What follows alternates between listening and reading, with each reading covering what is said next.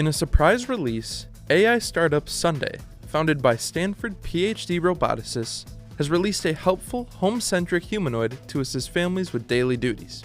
According to developers, users can leverage the capabilities of a humanoid called Memo to address household chores like dishes, laundry, and some simple tidying up. In order to achieve this, Memo utilizes built-in learning gained from training in more than 500 real homes. Using Sunday's skill capture glove, the humanoid records how people move, organize, or clean through wearable technology. Memo's data archive uses over 10 million episodes of real household routines to help it navigate sometimes unpredictable environments or variable tasks. These might include using the dishwasher or folding clothes.